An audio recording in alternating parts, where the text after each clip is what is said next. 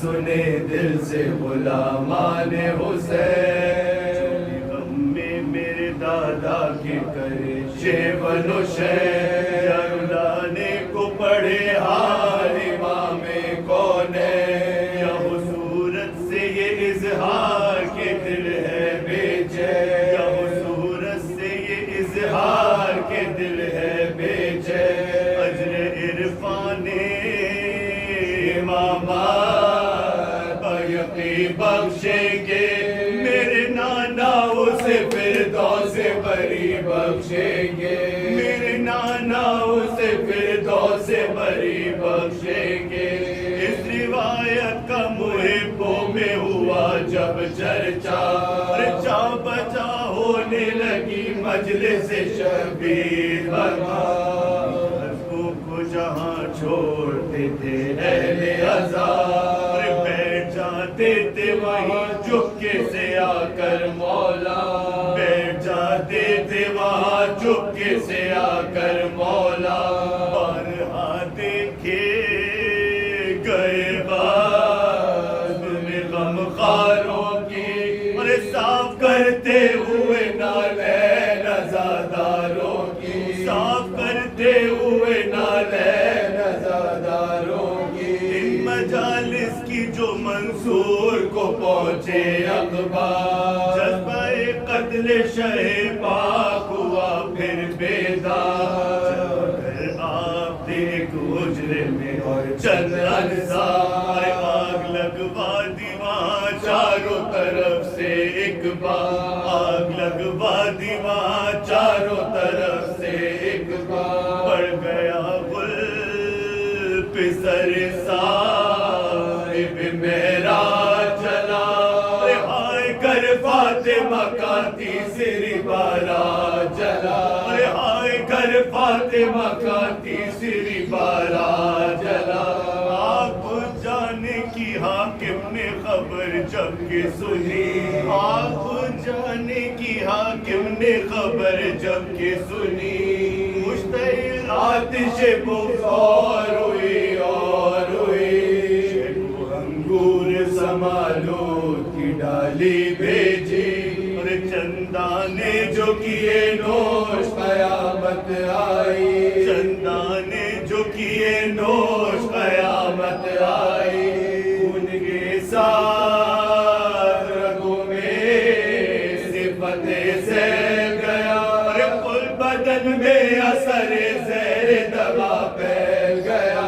کل بدن میں اثر زہر دوا پھیل گیا، سب عزیزوں کو کیا میرے وصیت جو طلب، نزا کا وقت تھا منہ دیکھ کے رونے لگے سب، فرمایا کہ ہم خلق سے جانے کو ہے، اور تم کو ملحوظ رہے ذات خالق کا ادا، تم کو ملحوظ رہے ذات خالق کا ادا، بس یہی سب کی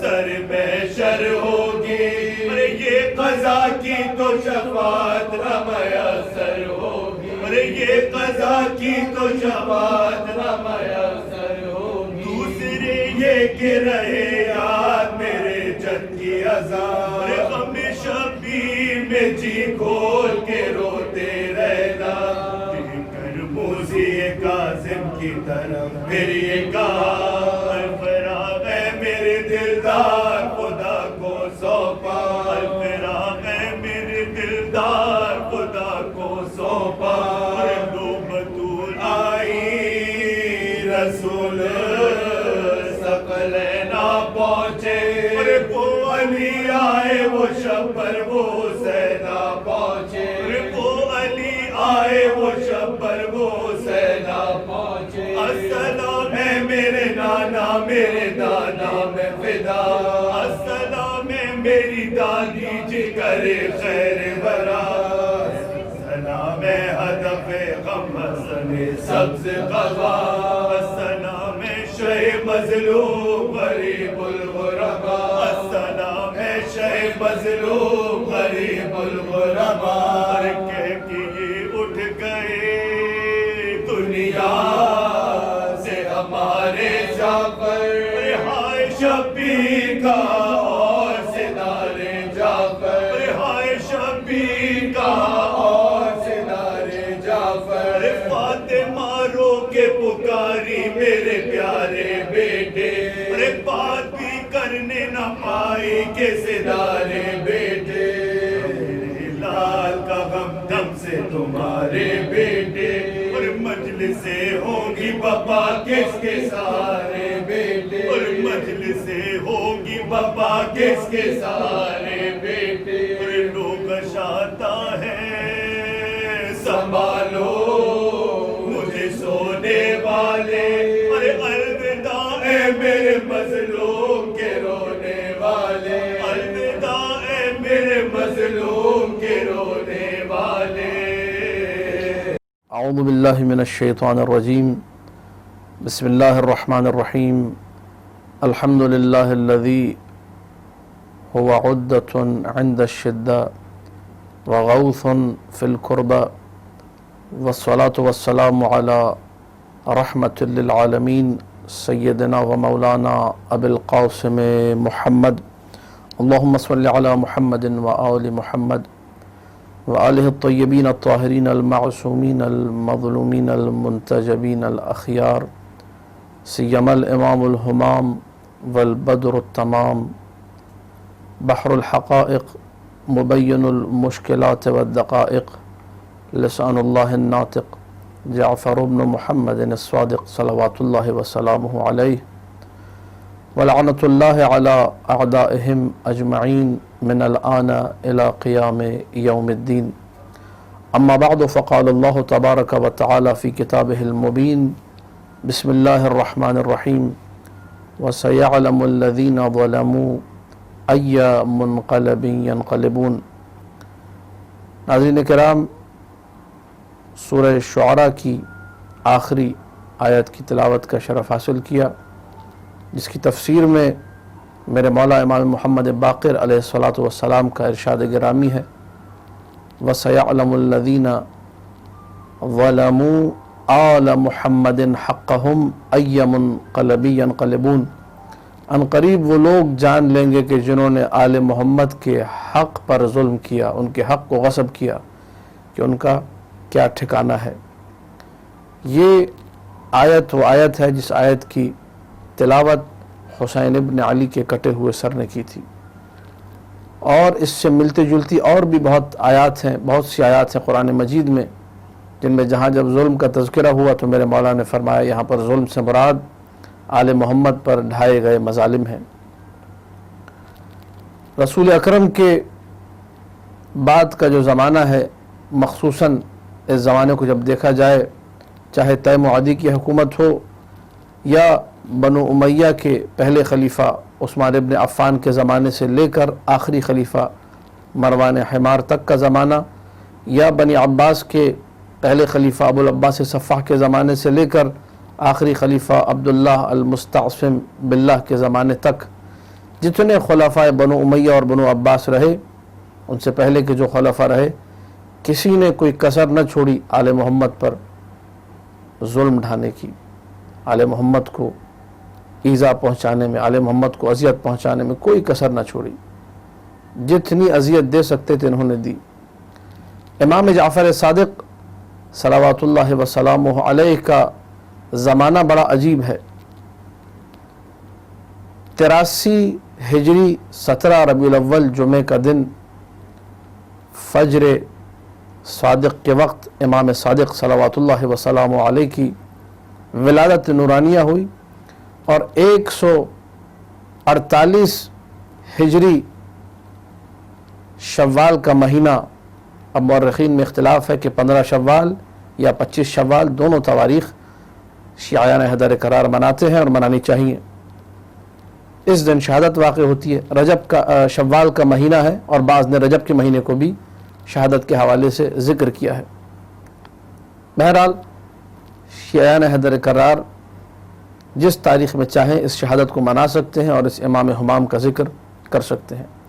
عرض خدمت یہ ہے کہ امام علیہ السلام کی جب حیات طیبہ کا مشاہدہ کرتے ہیں، اپنی زندگی کے ابتدائی 12 سال، کم سنی کے وہ 12 سال جو اپنے جد امجد امام زین العابدین علیہ السلام کے ساتھ گزارے، اس کے بعد 19 سال اپنے والد ماجد امام محمد باقر علیہ السلام کے ساتھ گزارے، پھر 34 سال کا اپنا عرصہ امامت. اکیلا وہ امام جس نے بنو امیہ کے مظالم کو بھی سہا، جس نے بنو عباس کے مظالم کو بھی سہا. اکیلا وہ امام جو تمام ائمہ میں امام زمانہ کے علاوہ جتنے بھی ائمہ ہیں سب سے بوڑھا امام جس نے مظالم کو سہا. اسی لیے امام جعفر صادق سلام اللہ علیہ کو شیخ الائمہ بھی کہا جاتا ہے. اماموں میں سب سے زیادہ بڑی اور طویل عمر پانے والے امام، کم سے کم 65 سال علماء نے ذکر کیا. علامہ مجلسی نے جلال العیون میں 70 سے 72 سال تک کی عمر کا ذکر کیا ہے. تو وہ امام جس نے باقر العلوم کے بیٹے ہونے کے ناطے ہر ملک و ملت، ہر مذہب و مسلک بلا تفریق علم کی وہ خدمت کی کہ 4000 لوگ ادیان و ملل کے، 4000 مختلف ممالک کے لوگ، ہر شخص کی زبان پر پہلی صدی کے آخری حصے میں ایک ہی جملہ ہوا کرتا تھا، حدثنی جعفر بن محمد الصادق. ایسا انسان، ایسی ہستی جس نے انسانیت کی خدمت کی. آج دنیا بھر میں علوم پڑھائے جا رہے ہیں، کوئی ایسا علم نہیں جو انسانیت کے لیے مفید ہو مگر یہ کہ وہ در آل محمد سے نکلا. اس میں بہت بڑا جو امتیاز ہے وہ امام جعفر صادق صلوات اللہ وسلام علیہ کی ہستی کو ہے. لیکن جو دشمن تھے وہ مسلسل اپنی دشمنیاں دکھا رہے تھے. میں چونکہ یہ مختصر سا جو تصویری ٹکڑا، متحرک تصویری ٹکڑا ویڈیو کلپ آپ کے سامنے پیش ہو رہا ہے، اس میں شہادت امام جعفر صادق اور ان پر ڈھائے گئے مصائب کا تذکرہ کرنا ہے. اور اس حوالے سے عرض کروں کہ روایات بے شمار ہیں، روایات بہت زیادہ ہیں. علامہ مجلسی نے جلال العیون میں ذکر کیا 5 مرتبہ، اور اس سے زیادہ بھی روایات ہمارے پاس ہیں کہ امام جعفر صادق کو قتل کرنے کا منصور دوانقی نے ارادہ کیا.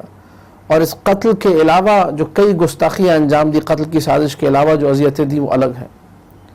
کبھی مدینہ میں اپنے بندے کو بھیج کر گھر میں چاروں طرف سے آگ پھینکوائی، اور جب گھر کو آگ لگ گئی تو امام جعفر صادق یہ کہتے ہوئے گھر سے نکلے، انا ابن ابراہیم خلیل اللہ، میں ابراہیم کا بیٹا ہوں. جب ابراہیم کے لیے آگ ٹھنڈی ہو سکتی ہے تو میرے لیے بھی ٹھنڈی ہو سکتی ہے. لیکن کیا عالم کرب رہا ہوگا، کتنی اذیت ہوئی ہوگی اہل بیت کو کہ جب کسی گھر میں آگ لگی ہو، کس طریقے سے گھر والے، کس طریقے سے محارم، کس طریقے سے خواتین ایک کمرے سے دوسرے کمرے کی طرف دوڑ رہی ہوں گی. وہ کیا کرب، وہ کیا مصیبت، وہ کیا اذیت ہوگی، اس کو امام جعفر صادقی سے پوچھا جا سکتا ہے. کئی مرتبہ امام کے جد امیر المؤمنین سلام اللہ علیہ کو ان کے سامنے ناسزا کہا گیا. امالی توسی دوسری مجلس میں یہ روایت تحریر کی ابو جعفر توسی رحمۃ اللہ علیہ نے کہ راوی یہ کہتا ہے کہ جب محمد و ابراہیم عبداللہ ابن حسن کے بیٹوں کو قتل کیا گیا تو منصور اللعین نے ایک شخص کو مدینہ کا گورنر بنا کے بھیجا جس کا نام شعبہ ابن اقال تھا. شعبہ ابن اقال جب مدینہ پہنچا تو پہلے ہی جمعے میں جو جمعہ آیا تو اس نے سارے مدینے والوں کو جمع کیا اور اس کے بعد ممبر پر گیا، حمد و ثنا، اور حمد و ثنا کے بعد یہ کہنے لگا، ان علی ابن ابی طالب شق عصا المؤمنین، شق عصا المسلمین وحارب المؤمنین. علی ابن ابی طالب نے اتحاد بین المسلمین کو پارا پارا کیا. علی ابن ابی طالب نے مؤمنین سے جنگ کی، وطلب الامر لنفسہ، اور اس حکومت کو اپنے لیے چاہا. پھر اس کے بعد وہ جملے دہرانا نہیں چاہوں گا، جو گستاخیاں اس نے کی حوالہ میں نے دے دیا، آپ لوگ پڑھ لیجئے. جب اس نے یہ ساری گستاخیاں کی تو گورنر بن کر آیا تھا، ظالم بادشاہ کی طرف سے گورنر تھا، کسی میں جرأت نہ تھی شعبہ ابن عقال ملعون کو کوئی جواب دیتا۔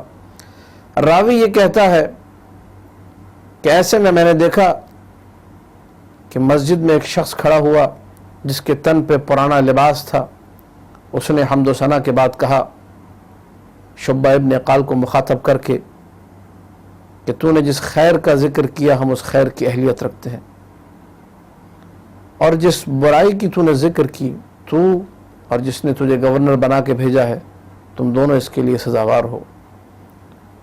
اس کے بعد اس شخص نے پکار کر کہا ارجع معذوراً، پلٹ جا اس عالم میں کہ تو بدبختی کو اپنے لیے خرید چکا ہے، گناہوں کو اپنے لیے خرید چکا ہے، مذموماً، تیری مذمت ہو رہی ہے۔ اگرچہ اس کو کوئی جواب دینے والا نہ تھا لیکن سب اس کو برا ہی سمجھ رہے تھے۔ جس لب و لہجے میں اس شخص نے گفتگو کی، جس لب و لہجے میں اس شخص نے پکار کر جواب دیا، تو اس وقت اس گورنر شعبہ ابن عقال کے پاس کہنے کو کچھ نہ تھا۔ فبہت الذی کفر، چپ چاپ ممبر سے اترا اور مسجد سے نکل کر چلا گیا۔ جب میں نے پوچھا یہ کون ہستی ہے، یہ کون شخص ہے، اس نے ایک حاکم کو، ایک گورنر کو چپ کرا دیا، تو مجھے بتایا گیا ھذا جعفر ابن محمد ابن علی ابن حسین ابن علی ابن ابی طالب صلوات اللہ وسلامہ علیہ، یہ جعفر صادق ہیں۔ یہ جعفر صادق کے مصائب میں سے ایک مصیبت ہے کہ ان کے جد امجد کو ان کی نگاہوں کے سامنے، ان کی سماعت کے سامنے برا کہا جائے، ان کی شان میں گستاخی کی جائے، بدزبانی کی جائے۔ لیکن میرے مولا نے یہاں پر احتجاج کیا اور تاریخ نے اس احتجاج کو ریکارڈ کیا۔ لیکن بہت سارے ایسے مقامات تھے جہاں پر دشمن یہ چاہتا تھا کہ اپنی پھونکوں کے ذریعے سے اس نور الہی کو بجھا سکے، لیکن اللہ کا ارادہ کچھ اور تھا۔ کئی مرتبہ کی سازش منصور دوانقی، کئی لوگ جاتے منصور دوانقی کے پاس شکایت لگاتے۔ اس روایت کو الخرائج والجرائح میں قطب الدین راوندی نے ذکر کیا ہے۔ مولا امام رضا علیہ السلام سے روایت مروی ہے کہ ایک شخص آیا مولا امام جعفر صادق علیہ السلام کے پاس، کہنے لگا کہ آپ اپنے آپ کو بچائیے، اپنی نجات کا بندوبست کیجئے، آپ کی شکایت دربار میں لگا دی گئی ہے۔ جیسے اس نے یہ کہا فتبسم، میرے مولا امام صادق علیہ السلام مسکرائے اور کہنے لگے جب اللہ کسی چھپی ہوئی فضیلت کو آشکار کرنا چاہتا ہے، کسی ایسی حجت کو بیان کرنا چاہتا ہے کہ جس کا انکار کیا گیا، تو کسی حاسد کو اس پہ معمور کر دیتا ہے، وہ اپنے حسد کے چکر میں اظہار فضیلت کا باعث بن جاتا ہے۔ یہیں بیٹھو، ابھی حکومتی کارندے آتے ہوں گے، مجھے لے کر جائیں گے، اور پھر قدرت الہیہ اور اللہ کی نشانیوں کا نظارہ کرنا۔ وہ شخص کہتا ہے تھوڑی دیر میں منصور دوانقی کا قاصد آ گیا اور لے جانے لگا میرے مولا کو، میں بھی ساتھ چلا۔ جب دربار میں پہنچے تو دیکھا منصور دوانقی غضب کے عالم میں بیٹھا ہے اور کہنے لگا اے جعفر، میں نے سنا تم لوگوں سے اپنے لیے بیعت لیتے پھر رہے ہو، تم مسلمانوں کو ہلاک کرنا چاہتے ہو، تم مسلمانوں کا اتحاد پارا پارا کرنا چاہتے ہو۔ جب منصور نے یہ ساری باتیں کی تو میرے مولا نے کہا جس نے بھی کہا ہے یہ جھوٹ کہا ہے۔ علامہ مجلسی نے جلال العیون میں اسی روایت کو مختلف انداز سے ذکر کیا اور فرمایا کہ میرے مولا نے یہ کہا کہ میں نے بنو امیہ کے زمانے میں یہ کام نہیں کیا جب میں جوان تھا، آج جب میں بوڑھا ہو چکا ہوں میں یہ کام کروں گا۔ اس وقت اس نے کہا کہ نہیں، جس شخص نے مجھے خبر دی ہے اگر میں اس سے قسم اٹھواؤں، اس نے قسم کھا لی تو پھر میں تمہیں چھوڑوں گا نہیں۔ قتل کے ارادے پر مصمم تھا۔ مولا نے کہا بلایا جائے اس شخص کو۔ اس شخص کو جب بلایا گیا اور ایک دربان نے آ کر کہا کہ میں اس سے قسم اٹھواتا ہوں، کہنے لگا کھاؤ قسم، واللہ باللہ تاللہ۔ میرے مولا نے کہا ایسے قسم نہ کھاؤ، قسم کھانی ہے تو ایسے کھاؤ، ان کنت کاذبا فبرئت من حول اللہ وقوتہ ولجأت الی حولی وقوتی۔ اگر میں جھوٹا تھا تو میں اللہ کی حول یعنی اللہ کی قوت سے، اللہ کی مشیت سے، اللہ کے ارادے سے بیزار ہوتا ہوں، باہر جاتا ہوں اور اپنی قوت، اپنے ارادے، اپنی مشیت کا سہارا لیتا ہوں، اپنی قدرت کا سہارا لیتا ہوں اگر میں جھوٹا ہوں۔ جیسے ہی اس نے یہ جملے دہرائے تو جعفر صادق صلواتُ وسلام علیہ کے لبھائے مبارک پہ جملے آئے اللہم ان کان کاذبا فامتہ الساعہ، بار اللہ اگر یہ شخص جھوٹا ہے تو اس کو ابھی اسی وقت موت دے دے. فمستتم کلامہ حتی سقط علی وجہہ، ابھی میرے مولا کا کلام تمام نہیں ہوا تھا، میرے مولا کی گفتگو مکمل نہیں ہوئی تھی کہ یہ ملعون شخص منہ کے بل زمین پہ گر پڑا. اور ایک روایت کے مطابق جس طرح کتے کی زبان باہر نکلی ہوئی ہوتی ہے اس شخص کی زبان باہر نکلی ہوئی تھی. جیسے ہی اس عالم کا مشاہدہ کیا، عجیب جملے ہیں. منصور نے کہا کہ میں آپ کی کیا خدمت کر سکتا ہوں، مجھے بتائیے، مجھ سے غلطی ہوئی. میرے مولا نے جملہ کہا وہ عزاداروں کو رلانے کے لیے کافی ہے. کہا کہ منصور ما لی الیک حاجت، میری کوئی حاجت نہیں سوائے اس کے کہ ان اسرع الی اہلی فان قلوبہم متعلقۃ بی، جتنا جلدی ہو سکتا ہے مجھے اپنے گھر جانے دے، سب کے دل مجھ میں اٹکے ہوئے ہیں، سب میرے لیے پریشان ہے، سب میرے لیے بے چین ہے. کہا لک ھذا، تم اختیار ہے، تم جا سکتے ہو. اللہ اکبر. وہ جعفر صادق جو دربار میں آئے، ایک لمحے کے لیے، تھوڑی دیر کے لیے گھر سے دور ہوئے تو اپنے گھر والوں کی فکر تھی. میں کہوں گا سلام ہو آپ پر حسین ابن علی. کربلا میں شمر لعین خنجر لے کے آگے بڑھ رہا تھا، سکت نہ تھی حسین ابن علی میں اٹھنے کی، لیکن ایسے میں اپنی نگاہوں سے خیمگاہ کی طرف دیکھ رہے تھے. مصائب ختم ہے ذات حسین ابن علی پر. انہی مصائب کے تذکرے کا، انہی پہ گریے کا جعفر صادق سلام اللہ علیہ نے حکم دیا، بارہا حکم دیا. لیکن عزاداروں کچھ شباہتیں ہیں جو جعفر صادق سلام اللہ علیہ کے مصائب میں ہمیں نظر آتی ہیں کربلا کے مصائب کے ساتھ. فضل ابن ربی کو ایک دن منصور نے یہ حکم دیا اسی وقت کسی بھی طور پر کسی بھی حالت میں جعفر صادق کو پیش کیا جائے. فضل ابن ربی کا بیٹا محمد یہ کہتا ہے کہ میرا باپ گھر آیا اور اس نے مجھے طلب کیا، میں سب سے زیادہ بے باک، سب سے زیادہ سنگ دل تھا. کہا کہ جاؤ اسی وقت جعفر صادق کو جس بھی حالت میں ہو لے کر آؤ، خبردار دروازے سے نہ جانا، دیوار پھلانگ کر گھر میں گھسنا ہے اور جس عالم میں ہو اسی عالم میں لے کر آنا. عزادارو محمد ابن ربی یہ کہتا ہے میں نے ایک سیڑھی لگائی خانہ جعفر صادق کے باہر، دیوار پھلانگ کے میں گھر میں گھسا، دیکھا کہ جعفر صادق نماز پڑھ رہے ہیں. جیسے ہی نماز مکمل کی میں نے کہا چلیے میرے ساتھ. تو کہا مجھے اجازت دو میں غسل کر لوں، اپنی موت کا غسل اپنی موت سے پہلے کر لوں. کہا کہ اجازت نہیں ہے. وضو کر لوں، کہا اجازت نہیں ہے. کہا مجھے سر پہ عمامہ رکھنے دو، مجھے کندھوں پہ عبا رکھنے دو، کہا اجازت نہیں ہے. عزادارو سر برہنا، پا برہنا، ہاتھوں میں رسی باندھ کر یہ محمد ابن ربی ملعون میرے مولا کو لے کر چلا. علامہ مجلسی کی بقول 70 سال کا بوڑھا جعفر صادق وہ خچر پہ سوار رسی کو کھینچ رہا تھا اور ادھر سے جعفر صادق سلام اللہ علیہ پیچھے پیچھے سی بڑھاپے کے عالم میں. ایک لمحے کو جعفر صادق نے رک کر یہ کہا کہ میری حالت پہ رحم کھا، اب مجھ سے چلا نہیں جا رہا. اجرکم علی اللہ عظم اللہ اجورکم. یہ وہ امام ہے جو بڑھاپے کے عالم میں رسیاں ہاتھوں میں بندھی ہوئی ہے، کھینچا جا رہا ہے، چلا نہیں جا رہا. رحم کھایا، اس سنگ دل نے بھی رحم کھایا. میں کہوں گا بڑی شباہتیں ہیں کربلا کے ساتھ.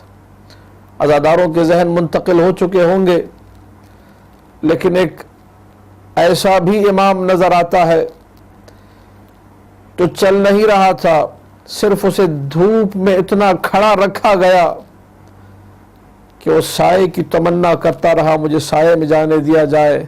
تب کوڑوں کی برسات ہوئی. نہ جانے اہل بیت کی کیسی کیسی مصیبتیں ہیں۔ ادھر دربار لے جایا گیا، دربار میں جعفر صادق پہنچے، منصور دوانقی ملعون نے تلوار نکالی نیام سے، ایک بالش کے برابر، پھر تھوڑا نرم ہوا، پھر غیظ و غضب میں آ کے تھوڑی اور تلوار نکالی، پھر کچھ نرمی طاری ہوئی، پھر تیسری مرتبہ جعفر صادق کی شان میں گستاخی کی، پھر تلوار نکالنا چاہی، پھر اس کے بعد گھر کی طرف انعام و اکرام کے ساتھ روانہ کر دیا۔ فضل ابن ربی یہ کہتا ہے میں نے منصور سے پوچھا یہ تو نے کیا کیا؟ بلایا تھا قتل کرنے کے لیے، اور جب جعفر صادق آئے میں نے دیکھا تو نے تلوار نکالی قتل کرنے کے لیے، پھر رک گیا، پھر تھوڑی سی تلوار نیام سے نکالی، پھر رک گیا، پھر تیسری مرتبہ پوری تلوار نکال لی، پھر رک گیا۔ کہنے لگا فضل میں تجھے بتاؤں گا لیکن سب کو محل سے نکلوا دے، یہ بات میرے اور تیرے درمیان راز رہے۔ جب میں نے تلوار نکالی جعفر صادق کے قتل کے ارادے سے تو ایک لمحے کو میرے سامنے رسول اللہ آ گئے اور مجھے کہا کہ اگر تو نے میرے بیٹے کو قتل کیا تو اچھا نہ ہوگا۔ دوسری مرتبہ پھر میں نے تلوار نکالنا چاہی، پھر میرے سامنے رسول اللہ آ گئے۔ تیسری مرتبہ پھر رسول اللہ نے مجھے ڈرایا، پھر ڈر کے مارے میں نے جعفر صادق کو واپس کر دیا۔ عزاداروں 7 سے 8 یا 9 دفعہ قتل کی سازش ہوئی۔ آخر میں جب وقت آیا، جب رضاً بقضائہ و تسلیماً لامرہ کی منزل آئی، انگوروں اور اناروں میں زہر ڈلوا کے ملعون منصور دوانقی نے بھجوایا۔ میرے مولا نے جب یہ زہر کھایا، یجود بنفسہ، تڑپ رہا تھا میرا مولا، ویتقیع، الٹیاں ہو رہی تھی، اخضر لونہ، جسم پورا ہری رنگت اختیار کر چکا تھا، جگر کے ٹکڑے ایک ایک کر کے مولا اگل رہے تھے۔ نہ جانے موسیٰ کاظم نے کیسے دیکھا ہوگا، لیکن یہ آل محمد کے لیے نیا نہ تھا۔ مولا حسن مجتبیٰ نے بھی اسی عالم میں اپنی زندگی کو ختم کیا تھا، اپنی زندگی کو تمام کیا تھا کہ زہر کے نتیجے میں جگر کے ٹکڑے کٹ کٹ کے گر رہے تھے۔ عزاداروں کچھ ہی وقت گزرا، شوال کی 25 تاریخ 148 ہجری، یہ وہ عجیب دن تھا جب مدینے میں زلزلہ برپا ہوا۔ مدینے والوں کو اطلاع ملی کہ جعفر صادق اب اس دنیا میں نہ رہے۔ انا للہ و انا الیہ راجعون۔ وفیات الائمہ میں بحرانی صاحب نے یہ لکھا، تزعزعت المدینۃ باہلہا، پورے مدینہ میں ایک زلزلہ برپا ہو گیا۔ ساری خواتین، ساری سیدانیاں، سب لوگ اپنے گھروں سے نکلے، واہ اماماہ، واہ سیداہ، واہ جعفراہ، چاروں طرف یہ فلک شگاف نعرے تھے، ہر کوئی جعفر صادق کا غم منا رہا تھا۔ امام موسیٰ کاظم صلوات اللہ وسلام علیہ واہ ابتاہ واہ ابتاہ کے نعرے بلند کر رہے تھے۔ عزاداروں لوگوں نے دیکھا موسیٰ کاظم رو رہے ہیں، لوگوں نے دیکھا اس کرب کے عالم میں میرے مولا نے جعفر صادق سلام اللہ علیہ کو غسل دیا، کفن پہنایا، ایک عظیم الشان جنازہ برپا ہوا۔ چاروں طرف لوگ غم کے عالم میں تھے، کرب کے عالم میں تھے۔ وہ کیفیت تھی جس کیفیت کو بیان نہیں کیا جا سکتا۔ جب جنازہ لے جایا گیا تو بقیع میں اپنے جد کے ساتھ، اپنے بابا کے ساتھ جعفر صادق کو مدفون کیا گیا۔ ہزاروں لوگوں نے شرکت کی اس جنازے میں، چاروں طرف غم غصے کی ایک لہر دوڑی ہوئی تھی، چاروں طرف ایک کرب کا عالم تھا۔ میں کہوں گا میرے مولا آپ کا جنازہ اٹھا، بڑی شان سے اٹھا، چاروں طرف لوگوں نے تابوت کو کندھا دیا، چاروں طرف لوگوں نے موسیٰ کاظم کو پرسا دیا، لیکن ایک وہ بھی جنازہ تھا جو کربلا میں لاشے کی صورت میں پڑا ہوا تھا سرزمین کربلا پہ۔ کوئی جنازے کو اٹھانے والا نہ تھا، کوئی غسل و کفن دینے والا نہ تھا۔